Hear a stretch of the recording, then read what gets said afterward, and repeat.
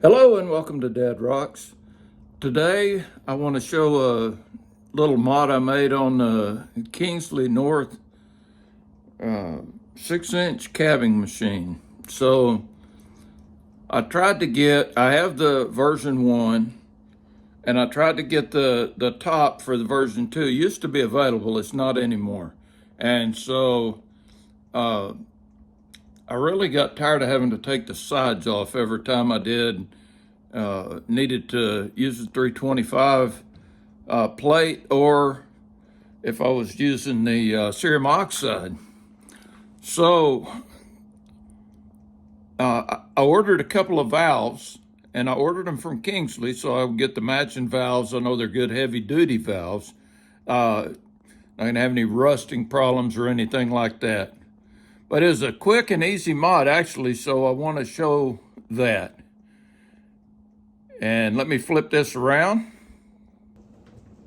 And here we have it. The machine's kind of dirty. I've been working on Boulder Opal. I mean, you can see the crap it puts all over the counter and stuff. So if you're gonna play the game, you're gonna have to deal with the consequences there. So if you'll just excuse that. So what I did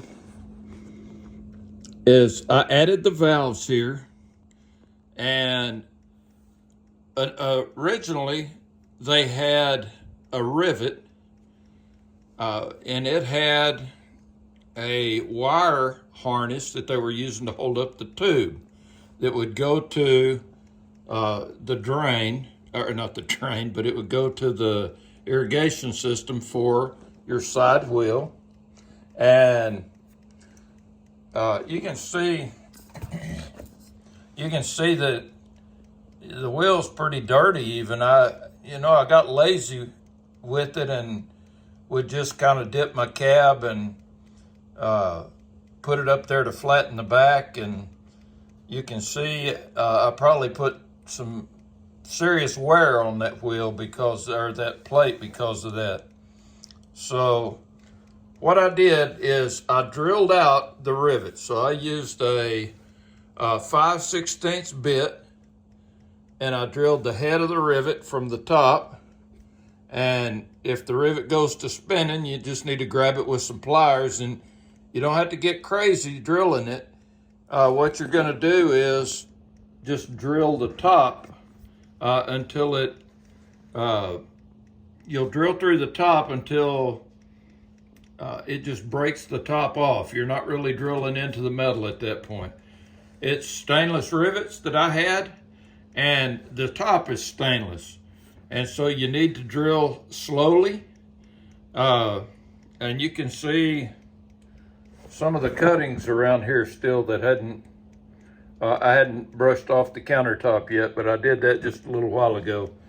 So I took their valve and inserted it.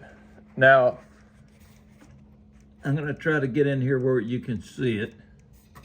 The valve has got an input and it's got a through on it. It's got 2 barbs, one on each side, and then it's got one in the front here. Let me try to move this around and see if I can get some more light on the subject. And then it's got the one that's metered from the valve itself, from the knob. Now, just a note to everyone that the knobs do not come with the valves that they sell. So if you want their knobs, you're gonna have to order them at the same time. I'll probably just pick some up off Amazon if I can find some that look like these here. So after I drilled out that rivet, I went in with the 5/16 drill bit and drilled a hole, and then I went back with a 1/2-inch drill bit, and I finished drilling the hole to the size it needed so that you could fit the valve in, and then put the keeper in you could put the washer and the nut on there. So anyhow, I just took a little, I don't think I'm going to be able to show that, but I just took, yeah, maybe you can see it in there. I just took a little plug for a 1/4 inch tubing, and I cut a piece of tubing about 1 inch long and plugged the one in, because this is the end of the water feed for this side. It comes in and it goes into the 280. Let me zoom out a little bit. It goes into the 280 and out and into the 220 hard wheel and out, and then it goes into the coarse hard wheel. I forget what that is, maybe an 80 or 100. And then the hose comes around. It's the blue hose. And before, it would go through that little wire harness and then point down, and it had kind of a Mickey Mouse looking spray on the wheel. It worked as long as you took the side off. So what I did was I added the valve, like I said, and you can see I just cut about 1.5 inches, and it came with some 90s, or I took the 90s that were off of the original system and put them on, put one of them right here. And then this looks like a new one here, so that came with the valve. And now all I gotta do, I'm gonna zoom out. I think I am. So all you gotta do now is you can turn it and you can adjust your stream, and you can keep the plate on. I'm gonna fire it up here.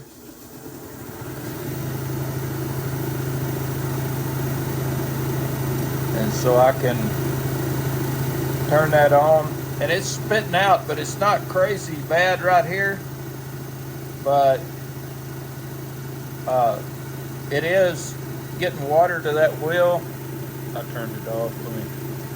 So I can really pour the water to it, way more than I need. What I'm gonna do now, I'm gonna pause the video, and then I'm gonna put the side plate on.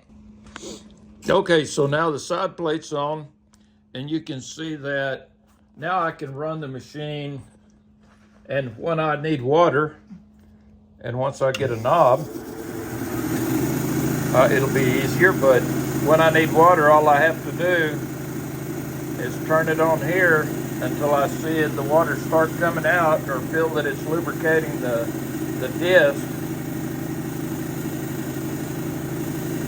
Okay, that was right on the edge here. Now, so now I can get in here and put a cab on there and flatten it without damaging the disc. I did the same thing on the other side, and so, but there's a flaw with this, and it's something that there'll be a part 2, I'm sure, to this video. Turn that off. So you can't really, I'm going to come around this other side here. You can't very well work the cerium oxide wheel. I'm going to see if I can get a little light on this here. Not so much, but you can't really work but a little bit of the cerium oxide wheel, cerium oxide disc. So what I intend to do, I'll probably make a 3D print to test this out, but zoom out just a little. I'm going to come across here and extend this, and I'll extend this around, not that far, so that I can get at least to the middle point of the wheel,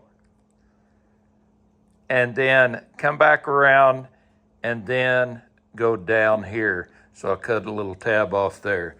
I'll make a little 3D print to test it out and make sure that I can get what I need out of it, and that I can, I'll test it and see how it works.